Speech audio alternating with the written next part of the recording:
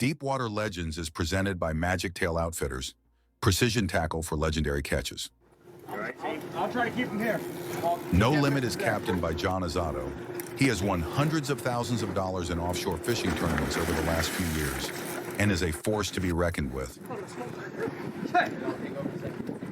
Hey guys, welcome to Deepwater Legends. I'm Nate, this is Troy, and today we have a special guest, a tournament-winning offshore captain, John Azato from No Limits. Welcome to the show, John. Welcome, John. Thanks, guys. Thanks for having me. No problem. Let's dive right into it. Tell us a little bit about yourself, where your boat's located, and what you do. I run a full-time charter boat at Indian River, Delaware. Awesome. And it's a boat I'm familiar with, but fill in the crowd on what kind of boat it is and how they can get a hold of you, what your charter name is, and what your specialties are. I know you're a man of many skills and target a bunch of different stuff throughout the year, but you're one of the best offshore captains, and it's a pleasure to have you on here today.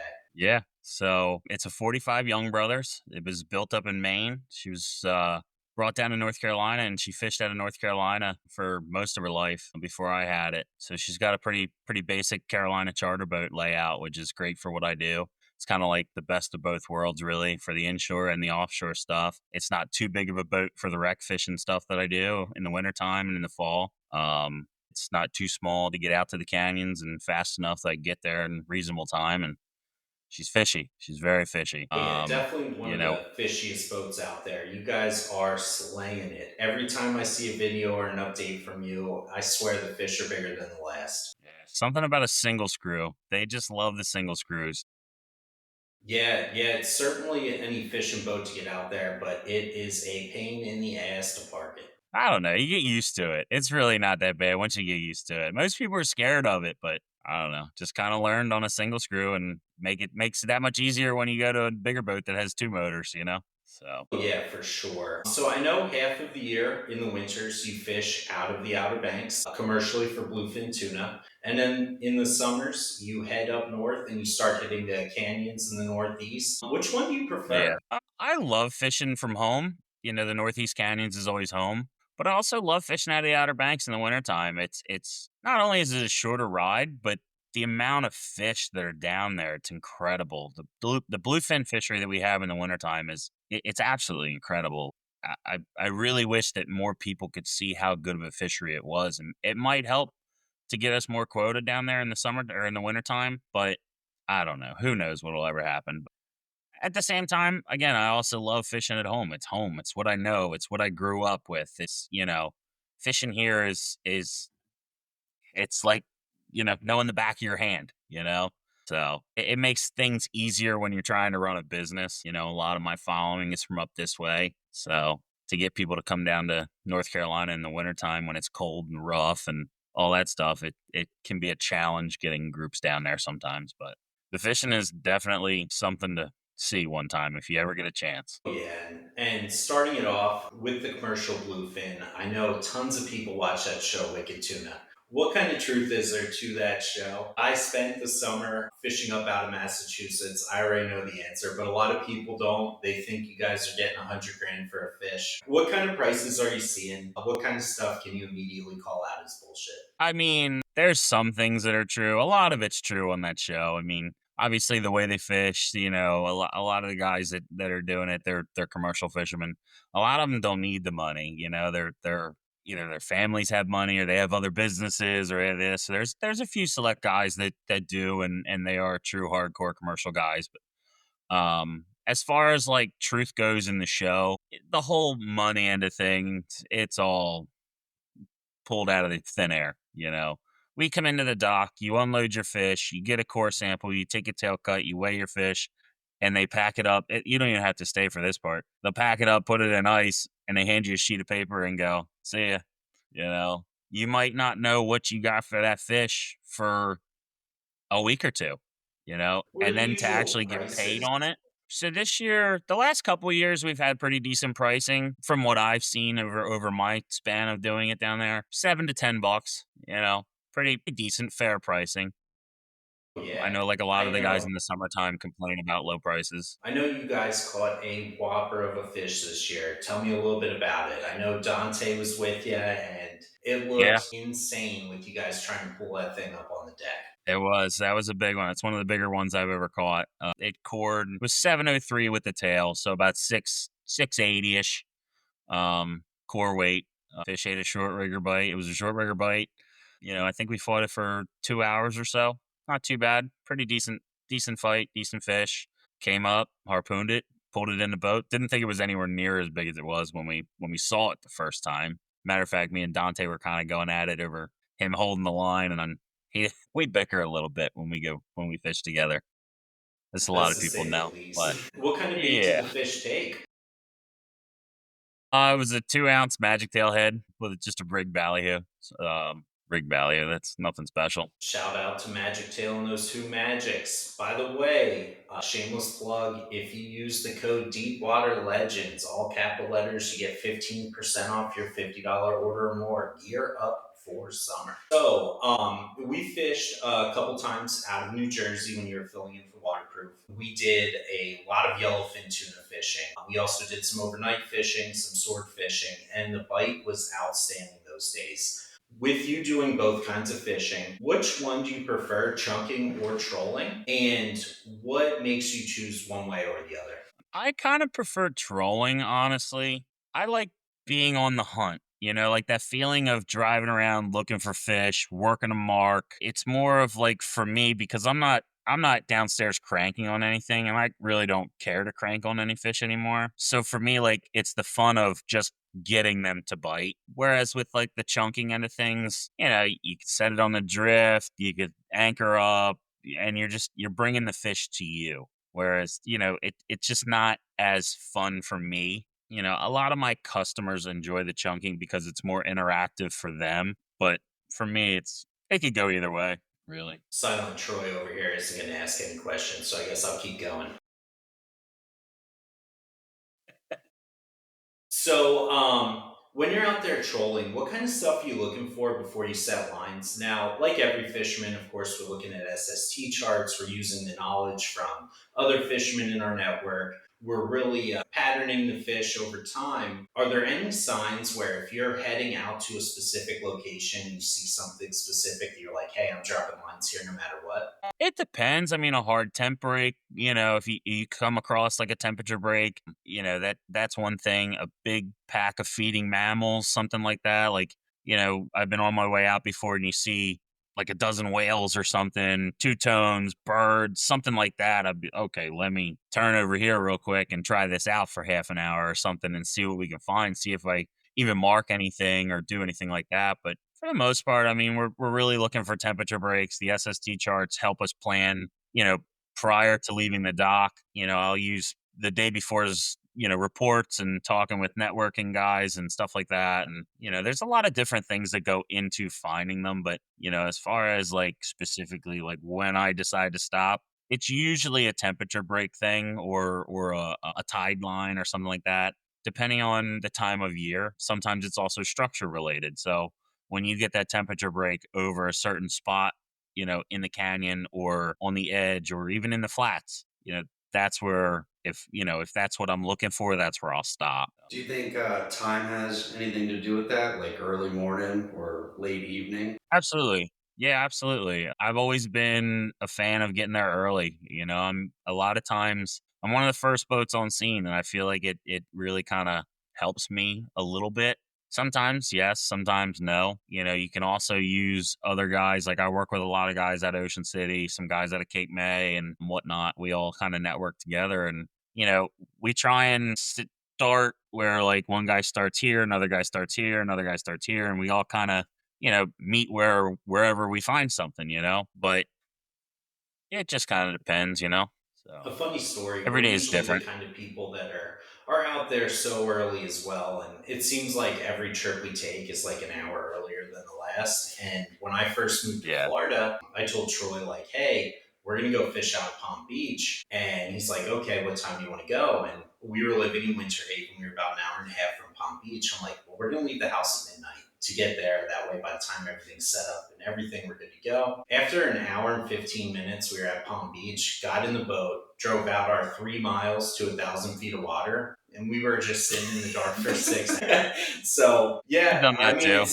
it's still better than being there You get late. excited, you know? You just wanna be Yeah, like there, and then your charter's looking at you like, "Why are we here so early?" They bite early, you know? and when I have a fishing trip come up, like I don't fish as often as you, but we're usually weekend warriors here. Like I mean, it's the whole week. I'm on the apps, looking at weather, looking at the conditions, Mhm. listening for reports, trying to find out if the reports are good or bad, searching the pictures if it's like pictures that were posted before, stuff like Yeah. that, so we can really pattern it down and make sure it's good to go. And usually we have tremendous luck out there. We're very fortunate to have a much shorter run here as well, about 60 miles to Yeah. get to the fishing area versus the 105 out of New Jersey often. Yeah. Now, one of the things I know people have been telling me relentlessly, they're like, ask this guy about big eye fishing. Everybody wants to catch big eyes. Big eyes are the elusive monster of the deep, and you are the master of them. What kind of secrets can you give to guys for them? What kind of tips are you willing to share to help these guys that are looking to like really go target these things and try to have some better luck out there?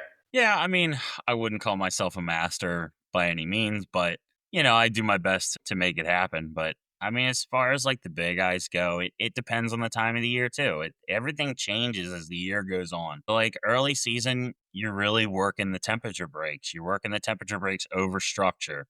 Knowing where these fish sit in the structure kinda helps, so, like, you're kinda, picking places that you think they're going to be or they've been in the past or where they typically hold.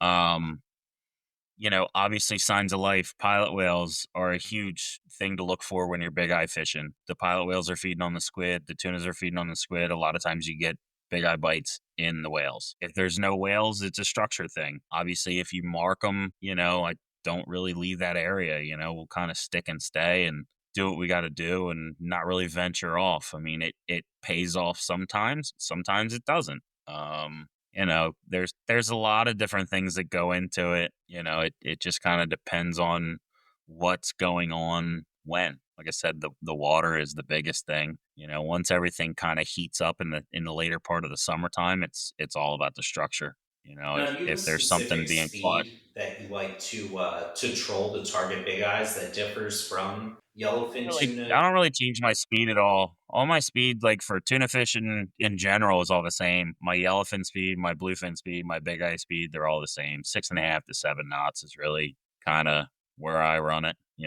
It's more of actually for me, it's an RPM thing. So I run on my boat with the Caterpillar, it's 850 or no, I'm sorry, 750. I idle at 750, and that's where I set my idle for troll. So at 750, I'm 6.5, 7 knots. And are you changing up your spread at all? Are you pulling it in closer, putting it out further, putting different stuff out? Have you found certain colors to work If better I'm than others? strictly yeah, I mean, if I'm strictly big eye fishing, I'm definitely gonna pull a different spread. I'm gonna pull a lot more ballyhoos, less plastics, bigger ballyhoos, heavier stuff. I'm not gonna fish. Typically, I won't fish a 1 ounce head or a sea witch or something like that.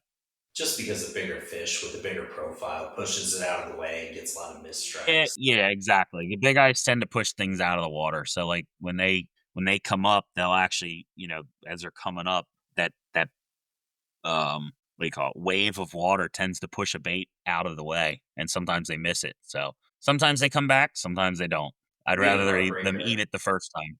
We had a Yeah, heartbreaker one time. We were trolling right at sunset, and it was just beautiful. We were all looking out at the back of the boat, and we seen the biggest big eye I've ever seen in person shoot out of the water and belly flop on a sterling wide tracker. And we were like, no, never came tight. Never seen the fish again. Oh, we were oh, that's heartbroken. brutal. Oh Yeah, yeah, for sure. Those wide trackers just deliver like crazy. I mean, we can't keep fish off of they no matter do. where we go. Even down Yeah, here, they deliver.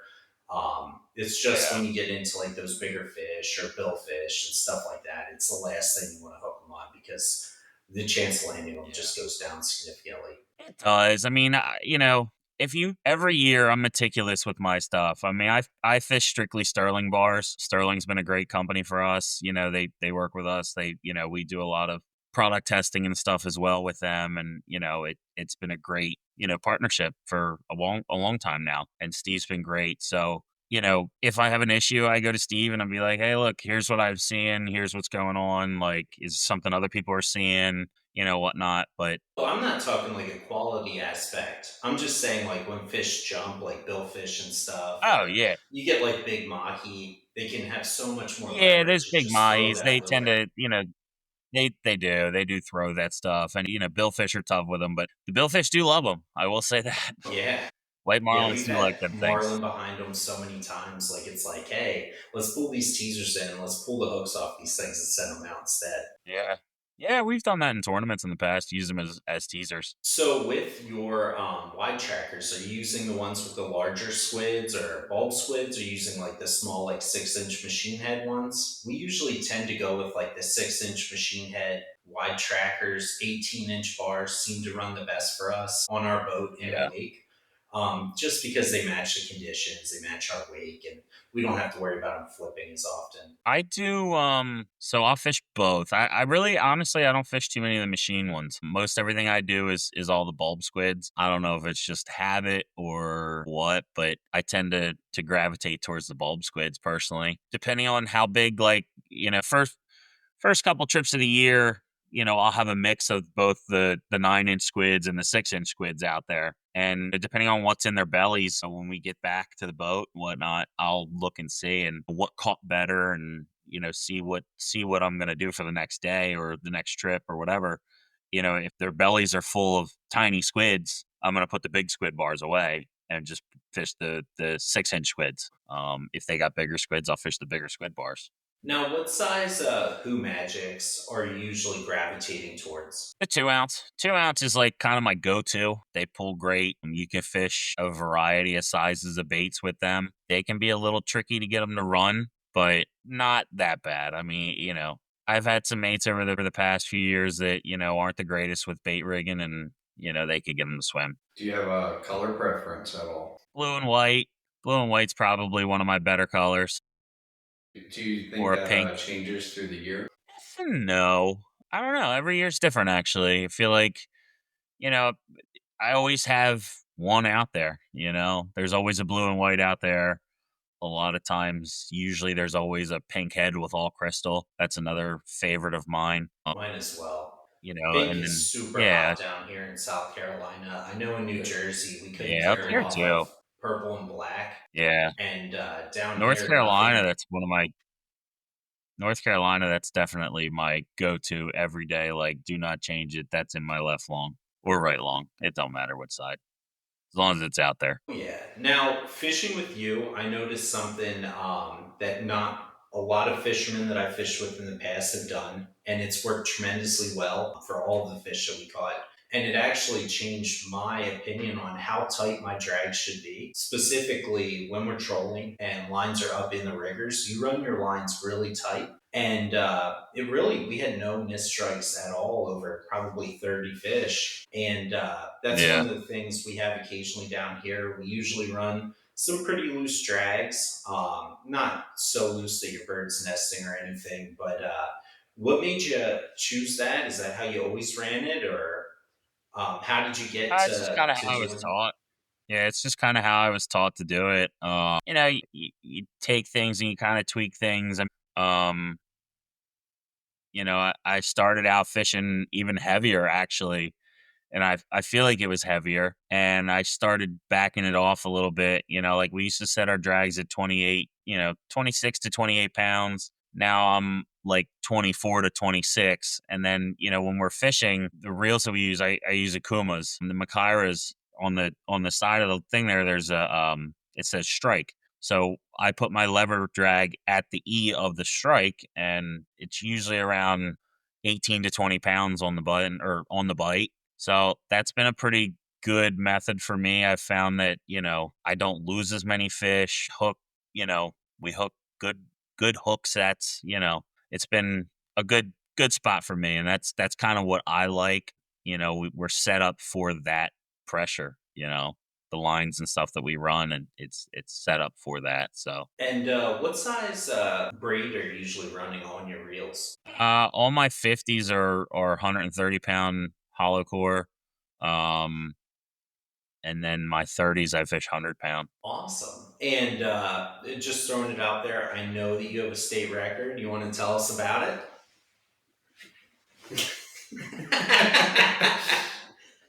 This is a really The good trash one. It's fish a record. very prestigious state record to Oh yeah, hold. we're very proud of this one. We're very proud of that one. The false albacore for the state of Delaware. Yeah. Was it?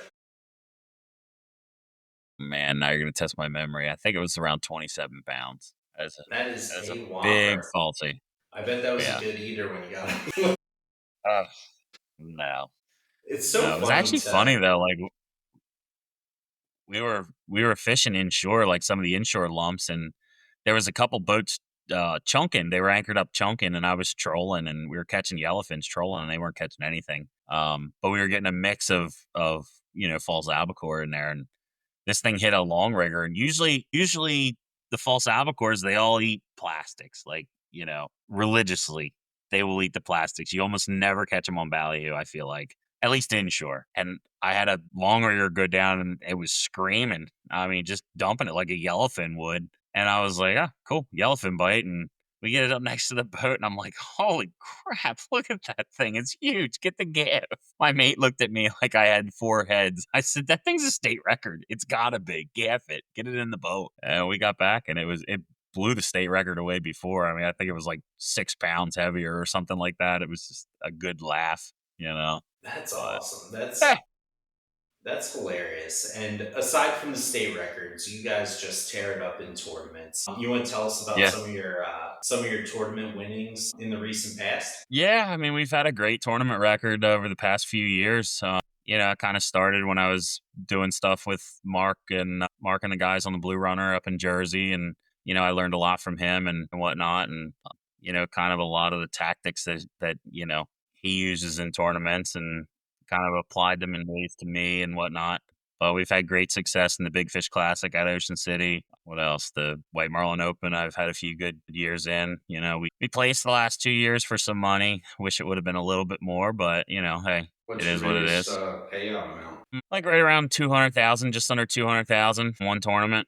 We had that in the Big Fish Classic a couple years ago. And can people charter you for tournaments? Yeah, yeah. So this year I'm actually fully booked for all the tournaments. I'm pretty happy about that. It's fun. I enjoy fishing the tournaments actually. It's kind of again, it's like a thrill of the hunt type deal, and the competitiveness. I'm pretty competitive, and I like working with these guys, but also like competing against them. There's a lot of talent out there, and I'm a younger guy, I'm a younger captain, and to go toe to toe with a lot of these guys, it's kind of, I don't even know how to describe it. It's invigorating, it makes you feel good, So Yeah, and it's awesome to see you pull in. Like, I was watching the White Marlin Open live feed when you came in this year. I couldn't wait to watch it. I was watching my computer relentlessly that day. I was like, I know he's coming in with the beast. Can't wait to see it. yeah, And it was just great to see you come in. Those guys take it very seriously. They know that you're in there as a serious contender for it, and we can't wait to see where you go from here.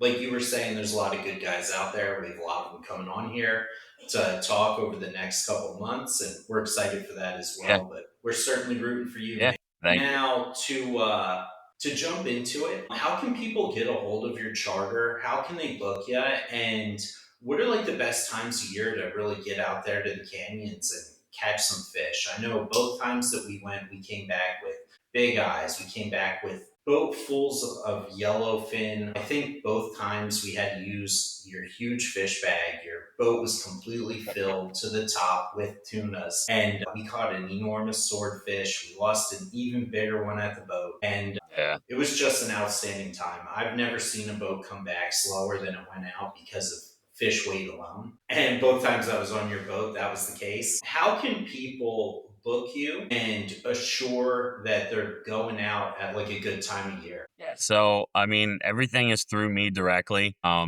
don't use any kind of booking agency or anything. You call me, text me, anytime, preferably before 9 o'clock. but I get people that call me all through the night. But through Facebook We're as well. My talking Facebook's No Limit Sport customers, Fishing. not ladies. Well, yeah, customers, yeah, not customers. I Ladies, get you can people call that'll them all call through me the at two, night. 3 o'clock in the morning at a bar, and it's like, you answer the phone at 2 o'clock in the morning, and you just, you can't even understand what they're saying, you know. But Hey, whatever. as long as they're booking, But that's all yeah, that matters. yeah, yeah. Well, usually they don't remember that they booked. That's the problem with those calls. So, So, but yeah, through Facebook or Instagram. are you fishing out of Delaware the whole season this year? You'll be there until the fall. The summertime, yeah. So I'll be here from now till probably the end of September. We'll be traveling a little bit for the tournaments, but I should be here in September, I think. I'm not 100% sure yet. Do you know offhand like what dates you have open that people can get into? Are there hotels near your boat that they can stay in if they fly out to fish with you? Yeah, so there's plenty of hotels right in town of in Dewey or Rehoboth. Off the top of my head, the dates that I have open, I don't know. There's a few dates in June. June is usually our better tuna fishing month. June and early July. I do have a few dates still in June open, July as well. And then once we get into like later part of August and or later part of July and into August, it's pretty much all tournaments. I have a couple dates open there too, but most of it's all tournament wise, And tournament are fishing. most of So your trips like the overnight 36-hour trips? no, so actually most of my trips here in Delaware are all mostly day trips. We usually leave at like 2:30 and get back around 5 or 6. Like Perfect. And what kind of stuff should yeah. people bring when they book you? Obviously, no coolers, no spray sunscreen, stuff like that. Are there any things that you're like, hey, this is good to have? They can leave their crappy gear. Not really. I mean, usually the only thing I tell people to bring is if it's raining, bring rain gear, food and drink. We got plenty of different amenities on the boat. We got a fridge and stuff to keep things cold. We got, microwave, toaster oven, air fryer, all kinds of stuff to keep things, if you want to heat stuff up, so just food, drink, rain gear. I kind of try and tell people to wear, closed-toed shoes, just, but nobody ever really does. It's the summertime. My mates half the time are walking around with bare feet. So, I'm a flip flop guy or bare feet. And then I seen a yeah, video recently of a guy getting bit by a wahoo through one of those super tough boots. And I for the was boot. like, oh man. Yeah, I saw that too. Yeah. Those And things. after that day, I'm a boots guy. Yeah. Yeah, those things, they got some teeth on them, that's for sure. Yeah, ruiner. So, you gotta watch them. Yeah, believe it or not, wahoo fishing. One of my friends, Lance and Chase, we just had him on last weekend, actually turned me on to using mono leader. I always thought, like, oh, there's no way. After fishing up in New Jersey for most of my life, coming down here to fish, I was like, oh, it's got to be steel cable or like regular steel leader. I went out Sure, with yeah. those guys a bunch and I was like, how many of these lures are you losing? None at all. And since I switched, we haven't lost one either. That's 150 crazy. pound mono, and it's been perfectly fine. You just have to be proactive on changing out the leader every time you feel a chafe. But most of the time, the wahoo doesn't even get its teeth on the leader at all, and it's improved my bite ratio significantly. Okay. Yeah, typically I fish wire. For the most part, some of my stuff I have cable on, but mostly it's all, wire, number 11 wire or something like that, 14. Now, do you run a lot of deep divers for tuna specifically up north? Yeah, I mean, I wouldn't say a lot. Typically, I'll fish one every day, pretty much, though. Kind of just depends on. It depends on where I'm at too. Like if I'm in the canyon, I'm fishing one every day. Inshore, I don't always fish one. It just kind of depends on where I'm at. So, being a charter captain, do you have any funny customer stories? I know when we were on your boat, we have a really sad customer story. We actually we hooked a like a 500-pound swordfish. Ante and I fought it all night. Customer comes out, asks for the reel, reels it for the last 15 minutes, breaks it off at the boat. We could have cried. Luckily, immediately after that, we turned it around like a 300-pound swordfish. But do you have anything else that's funny or any other kind of stories about it? I've seen some stuff. I mean, I had a customer one time actually when I was on the waterproof. I guess he had talked a buddy of his into coming on an open boat trip to fill a second spot, and I don't think he told the guy that it was an overnighter. So like the guy was asking me like, when are we going back? And I'm like, we just got here. So, he was seasick the entire time too, so that wasn't helping things. So like he got real pissed at his buddy real quick, and they are almost like they almost started throwing fists in the back, and we had to kind of break them apart and like be like, all right, you go over there, you go over there. And I don't think they talked very much after that. I think we pretty much we were back in the boat in the slip, and I don't think I had dock lines on the boat. And the one guy had his stuff around his shoulders, and he was on the dock before I even had the thing tied up. Yeah, that was a special one. He was definitely a little upset, but I always think it's hilarious when you're out in the ocean and the customers are insisting on keeping everything over the rail, like they're feeding the homeless or something. And as soon yeah. as you're back to the dock and you pull out the 1,000 pounds of fish, and then suddenly they just want 1 gallon Ziploc bag. How often do you run into that kind of stuff? I don't see it as much here. So everything for me goes through all the fish cleaners here in Delaware. So I don't really see it as much here. When I fish out of Jersey, we see it relatively often. Guys will be like, "Oh yeah, we want our three. We want our three. We got room. We can do it. We could take it." And then like you get back to the dock and you start cutting, and it's like, oh wait, we only brought like two like 60 quart coolers, and there's 400 pounds of yellowfin laying here, and they just have no room for it. So we'll either figure something out to do with it, give it away to other people, give it away to the dock neighbors, something like that. People they don't understand how much meat you actually get off of one, say, 50-pound yellowfin. It's a lot of meat. If I'm taking home fish for myself, I take home a chunk about this big. That's about it. I mean, just enough for like me for a day or two. Or I don't like freezing it personally. I'll take just enough home to eat it fresh, and that's it. And that same thing happened on the trips that I was with you, where we brought home like a 300 pound swordfish, and everybody's like, oh, everyone's going to eat swordfish. And then we got back there, and it's like, wow, this is really a lot of swordfish. A lot. It's a Oh, lot of yeah. sword. And I mean, it was hours of cutting that stuff at the dock, and people are ready to go Yeah. home. They're just like, oh, I just want to take this one and leave and get out of here. And everyone's tired because they got drunk and then didn't sleep and were thrown up. So, you personally, when you see people come down the dock and they're like the case of beer guys, where like every single guy's got his own personal case of beer, do you dread that or love it? It depends if I know the crew. So actually, I've some buddies of mine. We used to fish. We used to do some overnighters together and day trips, even like inshore trips. And every time they came on the boat, it was for an 8-hour trip. Say like tog fishing, it was a 30 rack a person. Like before we even left the dock, like we didn't leave without a 30 rack a person. To go on 2:30 a in the canyon morning, trip, right? it was like, all right, let's bring, okay, 8 cases, or you know what I mean? Like they prepped, but yeah, I've had other groups where, they show up to the boat at 2:30 and they're still drunk from being at the bar at 1, and unfortunately I did have a group that we had to turn around with because I couldn't handle it. The guy was stumbling all over the place. One of the guys was stumbling all over the place. He put his head into the wall, and actually one guy actually fell forward and broke one of my windows with his head, so it was just I wasn't dealing with it, so we turned back. It sucks for me because I feel like a bad person charging them for that, but at the same time, I could have taken another group that, you know, I could have had Wanted to still be had my around. day, my pay. I mean, this is my living.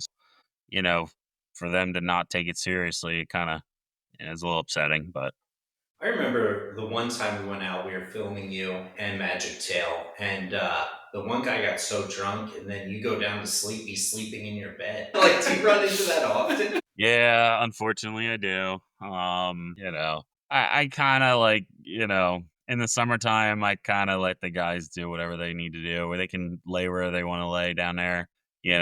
I mean, You were a unless good sport unless we're about it, like though. You came try, back up to the bridge, and yeah, you're like, well, I'm sleeping up here now. Turn the music off. yeah. Usually, I'll get my beanbag and I'll just sleep on the bridge. It's not that big a deal for me, honestly. I just change the sheets when I get back. So, what was the biggest fish you've ever had a customer catch on your boat? Boy, biggest fish in general, blue marlin with a customer.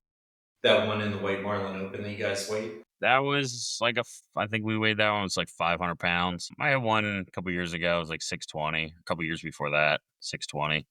Did you guys keep it? It died during the fight. Yeah. A lot of Yeah, times those that big ones get happens. tail wrapped and then die. Yeah, that's pretty much what happened. I'm not really set up for marlin fishing either. So, I mean, it was on a 50 wide and it was a while. I was on a boat It was one a time. battle. We had one get tail wrapped and die, and then it just sunk to like 800 feet, and it took hours just Yeah. crank it up from the bottom, like Creeping it dead up. weight. Oh Yep. yeah, it was a terrible couple hours to get it up to the boat. And what has been your personal biggest fish that you've ever caught, whether commercial bluefin fishing or just fun fishing in general? Bluefin. Bluefin's definitely been my biggest fish so far. We had one that one this winter was probably about 900 pounds whole. Definitely. I think that was the biggest one I've ever caught. And how long of a fight was it? That one wasn't bad. The one with Dante wasn't bad. It was about 2 hours. We had one a couple weeks before that that dressed a little bit lighter. It was a like a 660 dresser, and that fish was just mean. I got something about those North Carolina bluefins when they get into that tide and the current and the Gulf Stream. It just they get mean. They lay underneath the current and just fight. We fought this fish for almost 8 hours, and it just was so green still at the boat. It actually, when we tied it off on the cleat, it actually was flipping and kicking so hard that it broke a chunk of my rub rail off. I mean, this thing, it was just mean. It was so mean. I never got it into a circle. It was black backing on the surface, and I was kind of like driving the boat, like kind of next to it, and like in a turn doing one of these, and I had Shane, my one mate Shane, I think he was on the rod, or Vic was on the rod, and he was like pulling on the rod, and one of the other guys was like outside the rod tip, like pulling on the line like this, and I was just throwing the dart at it from the side, and we actually got a pretty good dart shot on it, and it still didn't give up. I think we fought on the dart line for 15-20 minutes too. So just a Speaking of mean dart fish. shots, on that 705 dress that you have, that's probably the laziest dart shot I've ever seen on a fish.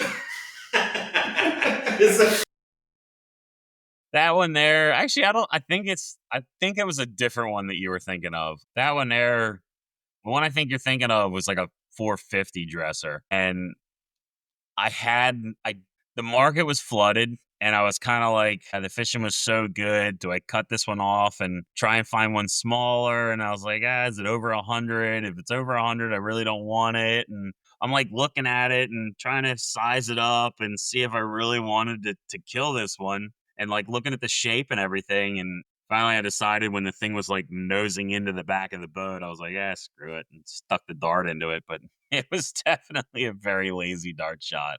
I look back at that video and I just kind of laugh because I'm just like thinking about it the entire time. I could have thrown the dart 30 times, but I like to I think wait in that video general has like so I get a good 30,000 clean shot. views. That video Yeah. has like 30,000 views on our YouTube right now. It's just the laziest dart shot ever. And it's I'm only been sure up for like everyone's 3 like, what days. is this guy doing? Like it's an Look at enormous this fish. Yahoo. He has no idea what he's doing. Meanwhile, I'm like trying to like size the fish up. I know exactly what I'm doing, but So, do they pay different for different length fish? You mentioned that, like, hey, I was looking for one that was smaller. Do smaller fish generally pay more? Obviously, you want one with more fat, like a rounder fish, not like a long, skinny one. What kind of factors are you looking for in these fish to assure, like, hey, this is going to be a good market value? let me see. Yeah, I mean, like, I wouldn't say they pay differently for sizes. Just like at that point in time, it was towards the end of the season. We had like a 5 or 6 day weather window where it was like slick calm, and everybody was out there on their little 23-foot center consoles, and everybody was bringing fish back every day. Like the fishing was just so good. So the market was flooded, and usually when the market gets flooded, and like especially down there, a lot of the fish are big. So the smaller fish move easier. Even in a general market, that the smaller fish tend to move easier. And you definitely feel like what I've seen over the few years, you get more money per pound for the smaller fish, but it kind of evens itself out with the big fish. You get less money, but you make up for it in weight with a bigger fish. At that point in time, the market was really saturated, and I had talked to Bubba, our buyer, and he was like, "We really, if you can find a smaller one, great. If not, it is what it is." So I was trying to find a smaller fish. I mean, the fishing was so good. But I think when we caught that fish, that was a part of a triple. So we had, plenty of bites that morning. So, are they selling most of the fish stateside or are they sending them overseas? Yeah. Now, I know, I think Bubba told me they don't even send anything overseas anymore. He said that the domestic market is pretty strong nowadays.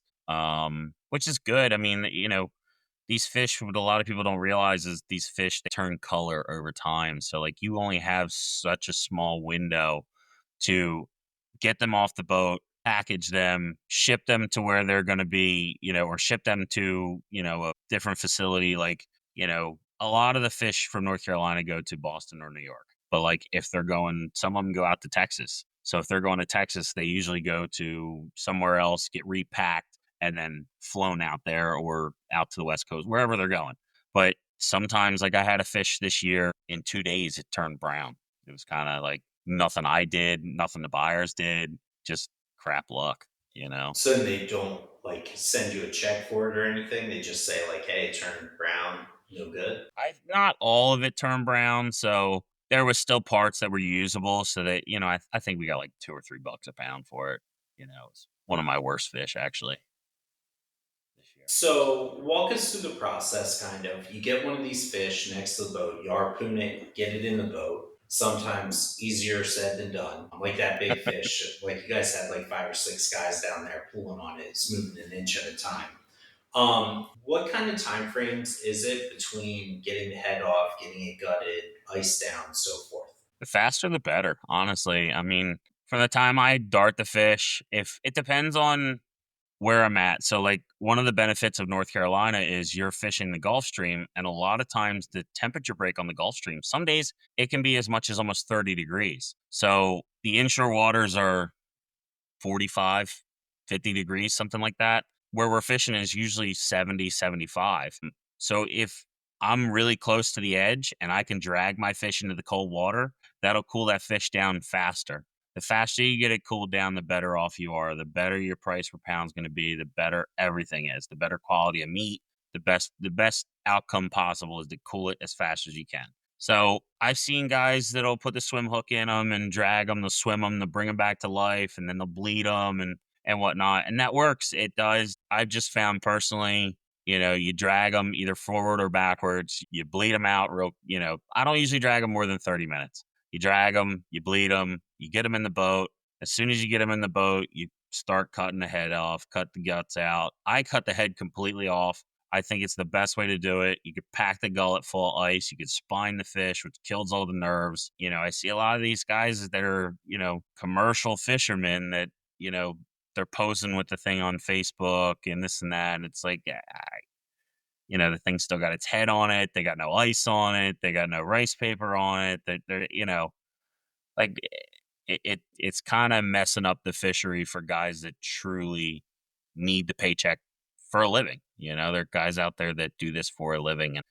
And when they don't take care of those fish, those things, it floods the market with shit fish. It brings the value of good fish down, it doesn't matter if it's got good fat or not. If there's a bunch of crap fish on the market, it's going to bring a good fish value down. So it kind of really, getting that thing cleaned right and cleaned out good is a big part of, doing it right. And do you prefer commercial fishing or your charter trips? Like if you had to choose, you could only do one, which one would you choose? I like the charter fishing, honestly. It's a guaranteed paycheck every day. So it's not like, if you break a fish off or you pull a fish off, you're not watching your paycheck swim away. Plus, that end of it. But it's also like I like meeting new people. I like to talk. I like to, bullshit with people, learn about people. I like to mess with people while they're on the boat. That aspect of things too is always fun. Like that's what makes the day go easier. That's what makes it more fun for me versus just strictly fishing. So it definitely helps. And now, one of my questions, Dante came out with these Magic Tail Outfitters. They're these squid, I forget what he calls them, but it's like the squid stingers. You can run them single or you can run them. Do you run those often or are you mostly Who Magics, regular stingers behind stuff? We've had some tremendous luck with these squid lures here. They work really great. Single, they kind of run like a cedar plug. We also swap them out on a lot of our spreader bars. They work really nice. Is that something you've been utilizing or using at all? Yeah, absolutely. We use them more. I use them more on the back of a bar than I will single lures. I don't know, again, if it's just habit or, something that I like better, but the action of those things behind a bar really, especially a tracker bar, your tracker bar as it's going through the water is kind of doing this all the time because it's pulling outwards. It'll skip and kind of pull, which creates those squids are going back there like this. And when you get that motion behind, in front of that, it really kind of makes that squid, I don't know what you want to call it, that I squid think thing he calls them kind of fugu dart back squid. and forth. The fuku squid, yes, yeah, that's what it is. So it really kind of makes it dart back and forth, very similar to a cedar plug, or like Sterling has the cedar flex stingers, very similar. Yes. I They heard work that well as well. those cedar bar chains they came out with are tremendous. Everybody's been telling me in the chat, so like, oh my gosh, we can't keep fish off these things. And Yeah, no, they're you're great. running cedar It's like plugs? what's that? You're running cedar plugs also? I do. It's kind of one of those things that, most guys like laugh about and joke about. I mean, actually my dad, he's very old school. He didn't do a lot of tuna fishing when I was growing up. I mean, we only had a 23-foot center console, but he was always, oh, you got to run the cedar plugs and daisy chains. It's like what he did back in the day. And, I don't know. It works, I mean, it works. I pull one almost every day, honestly. We West probably Gets catch Charleston 20 pulls fish a a year ton on 'em. of them. They swear by them. They love the cedar Yeah, plug. Shout out to Captain yeah. Chase, the cedar plug master. He's gonna be the first person sponsored by Cedar Plug. I heard they're thinking about renaming it to the Chase Plug. There you go. Now, do you pull any of like the old school tuna feathers or anything like that? Is there anything other than the standard stuff everybody's using that you're like, hey, I always have one of these out. We use a lot of daisy chains down here, and daisy chains work great. Yeah. A lot of different chains. I mean, like, again, like with the plastic stuff, a lot of my plastic stuff's all Sterling. We'll pull, the Crazy 8 chains. We'll pull the Cedar Rain chains. A cedar plug on its own, like a solo cedar plug or something like that. Or I can't really say that there's anything like crazy that I pull that, Are you a dredge guy? no one else does. Am I what? A dredge guy? Yes and no.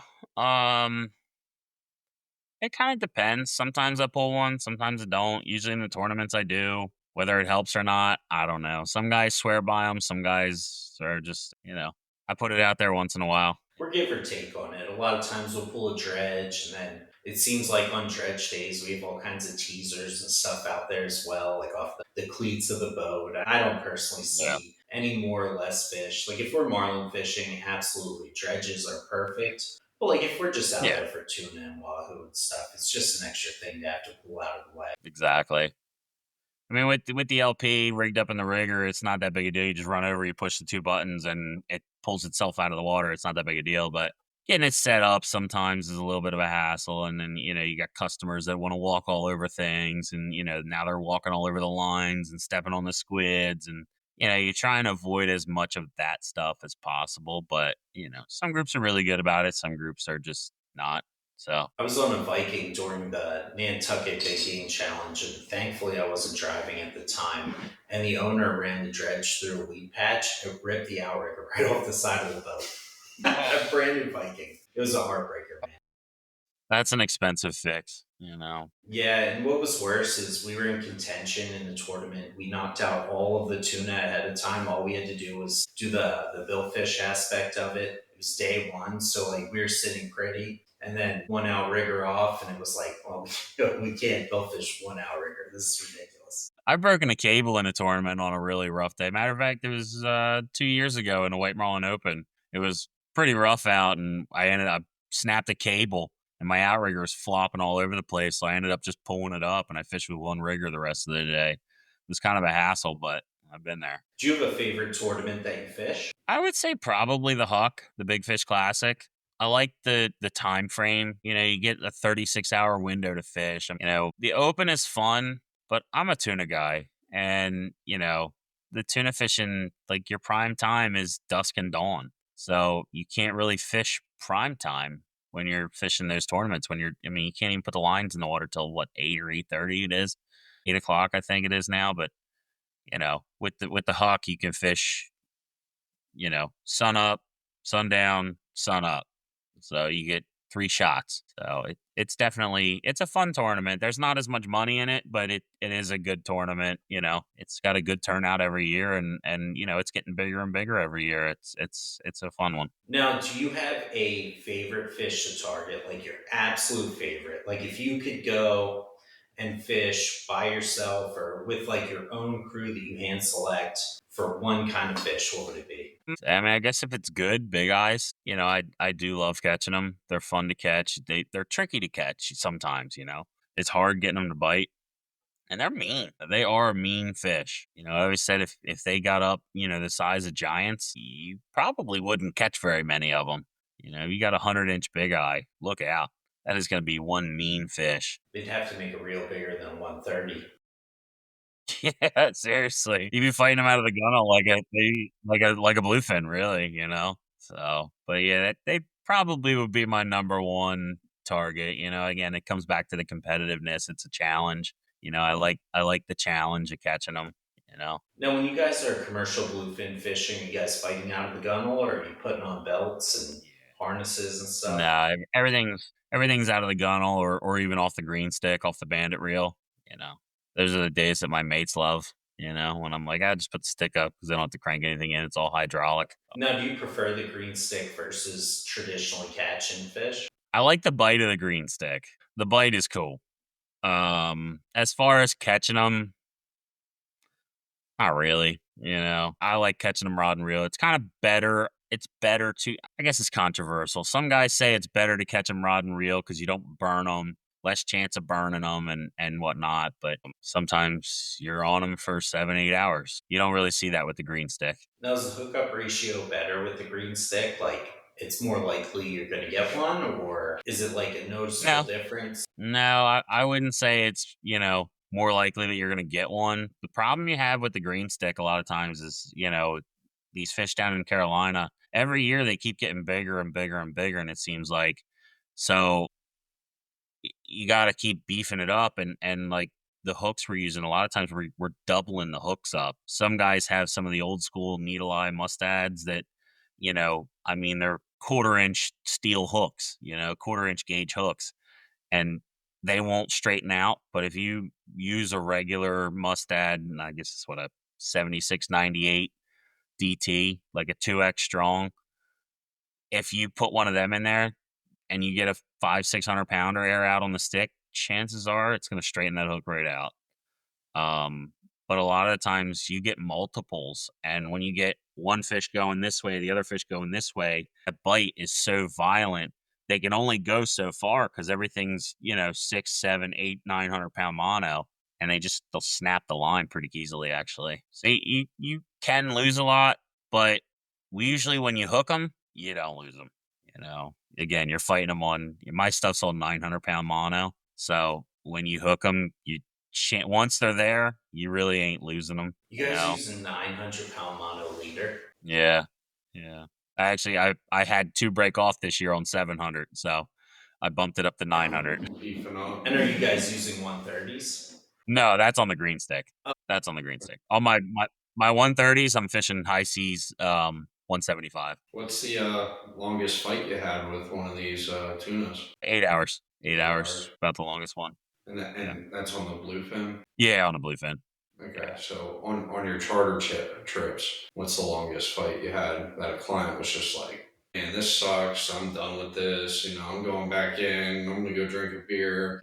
I think I was on that trip. There was a Yeah. guy that fought like a 50-pound yellowfin for like 3 hours. Remember that? That guy Yeah. looked like he's gonna have a heart attack. He was a trooper though. Yeah. He pulled the whole thing by himself, but it was the longest fight I've ever seen. Like we thought he had a big eye on a chunk bite. It came up and it was like a 50-pound fish. He fought that thing. It seemed had a like guy- days, man. Yeah, I had a guy back when I had the old boat. We caught like a, I don't know, 100, 110, 120 pound big eye. And this guy was like on his knees, like huffing and puffing, throwing up, sweat pouring down his face.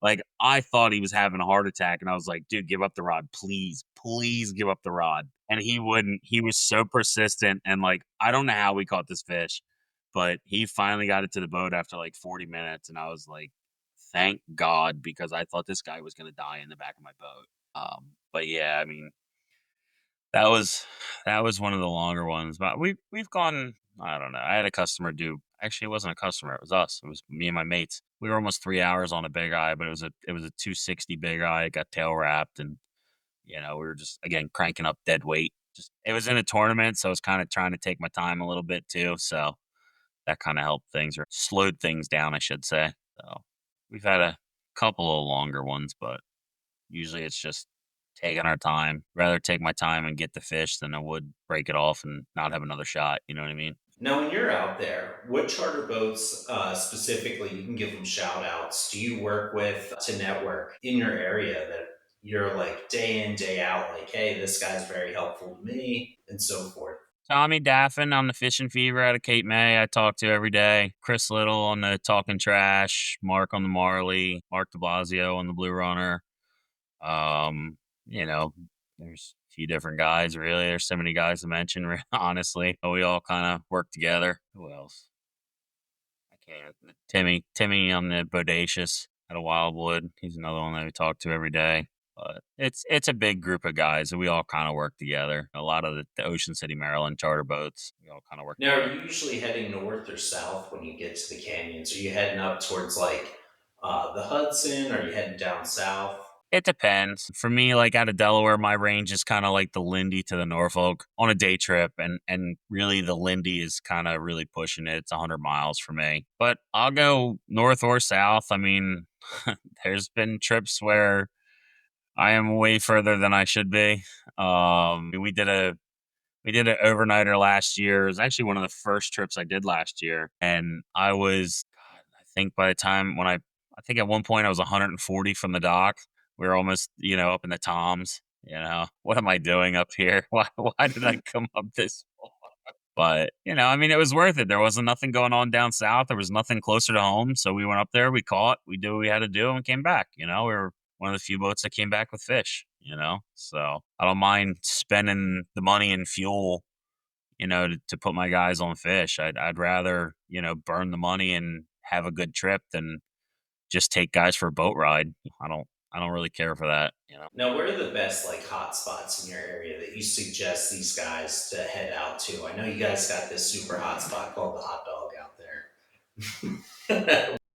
The deli What meat. other spots you guys hit? I mean, again, it just depends on what's going on. A lot of it's water related, a lot of it's bait related. A lot of the inshore lumps, you got the 19 fathom lump, you got Massey's, you got the 12 fathom lump, you got the hot dog, the hamburger, the wrench, you got, the parking lot, and you get all these different inshore lumps and stuff that, a lot of that stuff is what we would fish like second, third week of July through August inshore chunking, and a lot of that's on like late leader stuff, which kind of sucks, but sometimes you got to do what you got to do. Yeah, I know that's our ticket when we used to chunk out of New Jersey's just sizing down that leader. And like a lot of times, even on Yeah. like 40, 50 pound, you're not getting a bite. You switch it down to 30 pound, you get it. But then it's like, now we're in for a fight. It's going to be an all day. Yeah, that's the problem. Yeah, and again, these fish are, some of these fish inshore that time of year, they're bigger yellowfins. I think it was 2-3 years ago we were catching, there was a few 120 pound yellowfins floating around in there, and you're catching them on 20 pound, 30 pound leader. It's 2-3 hours on one fish. It sucks, but you got to do what you got to do to get the bite, and then you got to do what you got to do to land the thing. I know for customers it can get frustrating sometimes because you're on the thing for so long, but some guys they can handle it. Some guys it's struggle. It just depends on your angling skills. And now with chunking for yellowfin, what are your go-to hooks and what are your go-to baits? I know I personally like the Ring Gorilla hooks by Owner, usually in like a 4.0. What kind of hooks are you usually using and like size wise? And what's like your go to bait? I know a lot of times people are quick to go buy flats of bunker, but then it brings in sharks. It creates a whole other problem because you're fighting these fish on like Yeah, leader. They're out in the water so long, you get sharked up like crazy. yeah. So typically I fish it's a mustad hook. Oh God, you're gonna test my memory here. A demon perfect circle is what I use. I forget the number. It's like I'd have to look up the number, but it's a mustad circle hook. 6-0, I think it is. 6-0 or 7-0. Nothing special to it. It's a good wide gap circle hook. It's got a pretty decent wire to it. So I've it's super sharp too, and I've had really good luck with it. It's not too heavy that it weights like a bait down, because a lot of times we get a lot of bites on our working lines. So typically I'm putting it in a butterfish. That's mostly what we fish: butterfish or sardines. Sometimes we'll get bunker, something like that, but for the most part it's either butterfish or sardines. Yeah, we usually chunk flats of sardine or chunk flats of butterfish and then feed sardines out on the working lines. Yeah. Just because it's Yep. so much easier to hide the hooks in sardines. It is. Sometimes you get like it's tough. Sometimes you get bad sardines, or they're soft, or sardines are Yeah, soft in general, but sometimes it can get a little bit tough, and you really want to hide that hook good too. I mean, some guys they get lucky, and they'll slack the thing through the nose or slap it through the eyes or something like that, and they'll send it out and get bites. But for me, it just those seems kind like of the guys. I more that gotta thing's like hide hidden. it, and if they see wire, like tie Yeah. the mouth shut, the fish aren't biting. Yeah, yeah, I'm the same way, Put the thing in the mouth, out the gills, and then back in the gills and hide it in the belly. It's exactly what I That's do. Yep, Rubber band a that's weight on it, like a sacrificial weight, just to get it down. Snaps off as soon as a fish bites. yeah, yeah. Some I don't depends on what's going on, Sometimes we'll put a weighted one out there, but a lot of times anymore, it's just like we'll fish 4 or 5 working lines, and that's really it. We'll put one down deep or one in the middle of the column if we're marking fish down that deep, but for the most part, a lot of it's all working lines, and we'll chunk heavy until we get them up next to the boat, and then once we get them going, we'll just kind of slow our chunks down and keep them up next to the boat. That way there you can just kind of pick them out, and you bring one in, you slap a bait bag on, and slap it out there. I know a Keep lot them of going. times when we go chunky too, we usually go out there. There's a fleet everywhere because someone told somebody about a bite, and then they told 500 other people on Word Facebook. travels fast. And then they go, and usually the way that we find success is we pull about a quarter mile because all the fish just scatter outside of there, and we usually find some Yeah. pretty good success out there as well. Yeah. A lot of times getting away from the fleet's helpful. I mean, I've done it many times in the past. I mean, remember a couple years ago we were on the 19 fathom lump, and everybody and their brother, there had to have been 100 boats on the 19 lump itself. And it's not a small spot, or it's not a big spot, I'm sorry. It's maybe half a mile, something like that. The lump is across. So I think it was actually Tommy Daffin found them kind of to the northeast of the lump, while he was trolling, or he had a bite or two up that way. So I was junking, and I decided, you know what, let me go see what Tommy's got going on up there. And I went up, and I set the anchor, and we had him right away. I think we caught 7 or 8 fish right away, and a couple boats followed, and it never fails. They see one boat You leave, got and like binocular 3 or 4 guys are gonna out go there. investigate. As soon as someone's hooked up, there's a million boats right on your transom Yeah, trying it to hook the never kind same of fails. fish. Yeah, it can be tough sometimes and frustrating from a charter aspect, but it is what it is, I mean, the ocean, it's not mine, it's not anybody's. So, I Especially mean, you you're guys, working you're a certain so spot. recognizable out there. And after so many wins in these tournaments and notoriously coming back to the dock with a ridiculous amount of fish, people know you. Personally, like if I was out there boating and I didn't get a call from you and I seen you out there, I'd be headed your way too. I'd be following you wherever you went. Yeah. I've had a few people follow me from the inlet out, and it can get frustrating, but it is what it is. You just kind of deal with it. If it's just a charter, I don't really care so much. If we're tournament fishing, I might take you for a little ride, though. So I know you have tons of luck overnight sword fishing. I was on your boat. We caught some big ones. What depths are you putting your baits at? Like overnight trips. I know usually when I go, I'm putting one at like 200 feet. I'm putting one a little bit shorter than that at like 100 feet with some lights on it.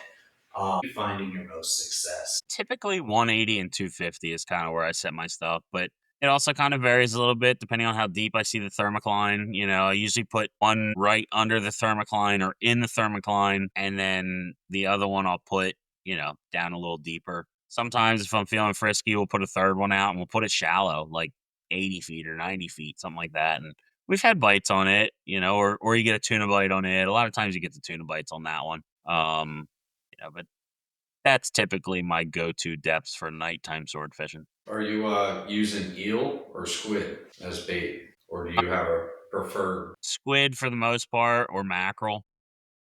Yeah, I think mackerel? ours are on bus and mackerel. Yeah, mackerel's a good bait, especially at night. Usually either squid or a mackerel.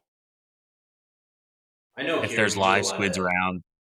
we do a lot of daytime sword fishing, and we use a lot of eels just because they're so tough, and we have so much line out. Like we're doing Yeah. like 1,500 yards of line out, Yeah. and last thing I want to do is have to keep pulling up a bait to check on it because a squid exploded because it got hit once by a swordfish, Yeah, the squids can be tough. I mean, and they spin.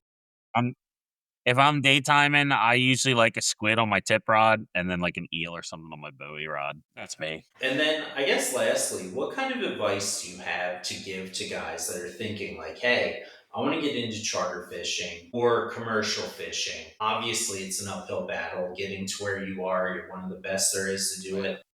And like, what kind of advice do you have to give to these guys? Communication is a huge thing. I mean, it takes a lot. I mean, if I'm not out on the water fishing, I'm either at the boat fixing things or, on the phone booking trips or, networking with guys or doing something. It really is a 20-hour a day job, every single day. It never stops. And some days it's 24 hours. It really never stops. I mean, just being truly dedicated, be willing to make that sacrifice and, be willing to be dedicated. I mean, it takes a lot. A lot of guys don't see everything that goes into it. They think, oh, yeah, you just jump on the boat, you turn the key, and you go fishing. You take people out. Well, I just went through almost a month worth of boat work and, I cleaned the after cooler. I had to have a new riser made. I had to, you know, do the all the service work and stuff on the motor. I had to paint the bottom. I sent the prop out. I checked the wheel or checked the shaft. And, there's all kinds of stuff that goes into it. And people don't see that side of things. It takes time. It takes a lot of money. I mean, we just put probably almost close to $20,000 back into the boat in a month, and there's different things that you can do to be more well equipped. There's different things you can do to be more well prepared, but it's all about that sacrifice of time and how willing you are to bust your ass and to learn from guys that are successful and like be willing to change. That's a big thing too, is you got to be willing to change. You learn something from one guy and you learn something from another guy, you kind of bring the two together and have your own idea, and that kind of is, a lot of what I feel like works for me. But, I've had a great mentor over the last few years with Mark and, he's taught me a lot of stuff and I got a hats off to him. He's a great fisherman. So, find yourself someone like that, you can learn from who's willing to teach you. That is a huge part of it. And I mean, quite honestly, I probably wouldn't be anywhere near where I am without him. He's been huge for me. So, And what's been like the hardest part of being a charter captain that you found that you run into on like a regular basis? Is it the days when the fish aren't cooperating? Is it the maintenance or just the long hours or weather conditions, booking? it's a little bit of everything. The long hours gets to you because you're sacrificing time away from your family, and when you are home with them, you're on the phone a lot. It wears on a relationship. Weather conditions, you gotta find that happy medium where you're comfortable with, your customers are comfortable with, the boat is okay in, there's like a happy medium that you gotta like, I know what I can handle, I know what my boat can handle, but I know what certain customers can handle if they can handle it or not. Like I had a group last year that was like, oh yeah, we can handle it, we're salty. And they show up with like two young kids, and I'm like, dude, what are you doing? Like, really? It's gonna be gnarly out today. Like, I don't even want to go. And they're like, oh, we're good. We get 50 miles out and like everyone's puking. And I'm like, dude, come on, man. But there's a lot of that. And then, it's a little bit of everything. It all kind of like works together. But it's there's a lot of sacrifice in there and dedication. You really What do got you to think bust the your ass. best part of your job is? Like, what makes you the happiest and like keeps you driven to go do this stuff? Because it's not common to know a lot of people that are like, "Hey, I want to go 100 miles offshore every day of my life." So, I mean, I guess, Like, I'm one of those people, so it's hard. A lot of yeah, people I just mean, don't I would say understand it. no, it is tough. I mean, I get people that are like, "Oh, how far do you go?" And I'm like, depends on what's going on. It could be 50 miles, it could be 5 miles, it could be 100 miles, and they're like, "Oh my god, you go 100 miles offshore," and it's like their eyes get like this big, and they just don't believe you, or they're like, "Holy crap, how do you do that?" But I would say coming back with like a boatload of fish, seeing your customers happy, they tip well, they rebook for another trip, that kind of stuff. That's what keeps you motivated.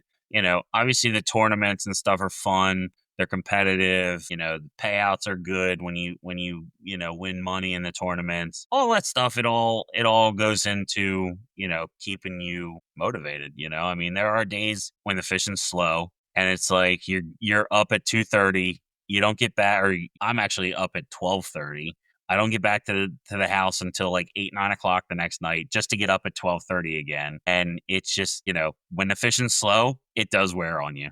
But that's where you have to have that dedication and that motivation to keep going. Especially when it's like, okay, I know it's going to be rough today, but my group just drove 4 hours to get here. They really want to go. You might only catch two or three fish, or you might crush them. If you crush them, great. They have a great time.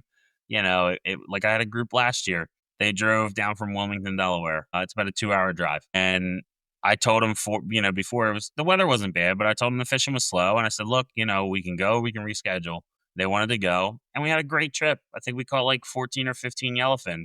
I was blown out of the water. I had no anticipation of catching that. It had been really, really slow up until then, and it just broke wide open one day. But all that stuff kind of keeps you motivated, keeps you coming back. Oh yeah, and you have a great crew. I know Shane. I've fished with him as well. Excellent guy. Yeah. Excellent fisherman as well. If you could pick one fisherman out of anyone to go on a trip, who would it be? That you'd be like, we're going to definitely slay with this person. Is there anyone particular that stands out? Shane, I mean, Shane's been great for me. I mean, he knows what he's doing. He, you know, I he mean, he other than your handles. crew, like if you could add an additional guy. Definitely not Dante. I Wow. I mean, I guess it depends on what I'm after. Like I enjoy fishing with my dad. I don't get to fish with him very much anymore. So, I mean, if it was like a luxury trip or something like that, I would take him. If it was like something serious, I don't know. I have no idea who I would take, but my crew's pretty solid, both Shane and Shane, and they're both good guys. They both know what they're you have doing, and two Shanes. That probably yeah, makes yeah, for I have two. some miscommunication on the boat. Yeah, you just call them, hey you, or you Shane call 1 and Shane, and they Shane both 2. look. Shane one and Shane two. So when is your first tuna trip of the Delaware season? I usually start around June 1st. And do you have bookings close to then? Yeah, I got a couple days open still in early June. Early June is usually pretty good. Usually things get kicked off around late May. Every year can be different though. Early June is usually good all through the month of June.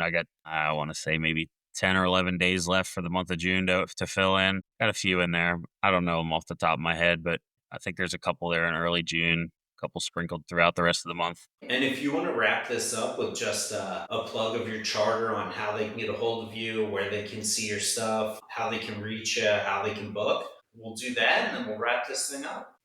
So yeah, if you guys want to book, you can book it through me directly. My cell phone is 302-345-0545. Shoot me a call or shoot me a text or give me a call anytime. You can message me on Facebook. My Facebook page is No Limit Sport Fishing. Look us up on there, or Instagram.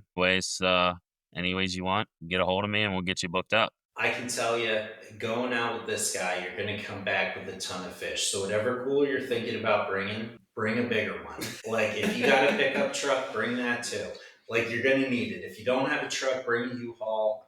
anything that you can, because you're going to come home loaded to the gills with fish. Like if you're expecting to come back with 30 pounds, this isn't the charter for you. Like you're coming back with a ton. John is an absolute slayer. I have never been on his boat that we didn't come back with like 1,000 pounds of fish.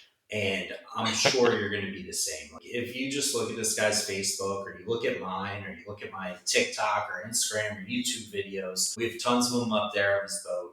And I mean, it's amazing how it can even float. Like this guy absolutely slays every trip. He needs the harpoon for the most part.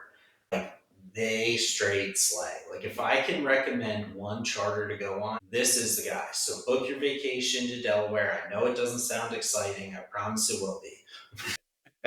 The downside is you're going to have to spend time in Rehoboth. The good side is it's going to be on John's boat 100 miles offshore. Yeah, that's right. And this is John Azato from No Limits. Thank you for tuning in, John. It was a pleasure as always. We look forward to being out there with you soon. And thank you guys for tuning in. Like I said before, Magic Tail Outfitters is our show sponsor. If you use the code Deepwater Legends, all capital letters, you get 15% off your order of 50 or more. If you are a charter captain that is looking to come on the show, or you're an industry professional or gear supplier or something, feel free to reach out to us, deepwaterlegends@gmail.com. We'd love to talk to you and have you on the show as well. If you haven't already, please like and subscribe. Every subscription helps us deliver more content to you. Check out our YouTube channel for more videos. We post a lot of shorts. We post these videos. These videos also come at you on Pandora, iHeartRadio, Amazon Music. It's all of the main ones. And we plan on bringing you a ton more. We have about 20 guests lined up right now from all different aspects of the fishing industry. It's going to be fun. I'm Nate. This is Troy. Thank you for tuning in, and we'll see you guys soon.